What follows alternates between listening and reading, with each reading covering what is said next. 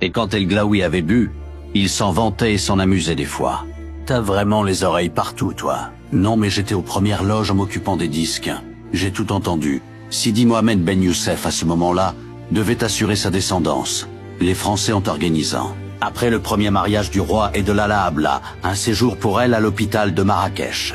Sous le prétexte de soins après examen concernant des maux de ventre, ils ont fait durer son séjour plusieurs jours, au cours desquels elle était en période d'ovulation. El Glaoui a occupé secrètement le lit de Lala Abla, jusqu'à la mettre enceinte avant le retour de celle-ci auprès du roi. De cette façon, il s'assurait un ascendant sur Sidi Mohamed Ben Youssef. Indirectement, les Français ont donc été à l'origine de la naissance illégitime d'un nouveau prince, le futur roi Hassan II. Ce dernier représentait un moyen de pression évident sur Mohamed V, puisqu'il n'était pas son vrai fils, comme sur El Glaoui lui-même, puisqu'il s'était rendu complice et coupable d'un triple forfait de duperie, de lèse-majesté et de blasphème envers la tradition marocaine.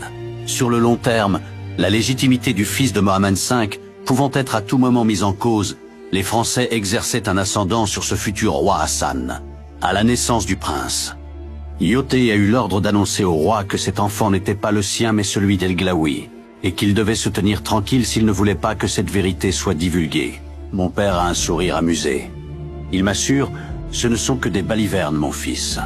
El Glaoui en est l'auteur et il s'y est adonné plusieurs fois en continuant même la galerie après des repas bien arrosés. Seulement au sujet du roi. Les rumeurs vont bon train avec lui. C'est possible. Et les Français ont utilisé ces histoires pour affaiblir le roi, en lui faisant croire que c'était vrai et qu'un jour ce secret pourrait être divulgué. C'est bien ça? Oui. Il faut croire que Mohamed V a tout gobé puisque pendant des années, il nous a foutu la paix. Et Hassan II aussi, semble-t-il.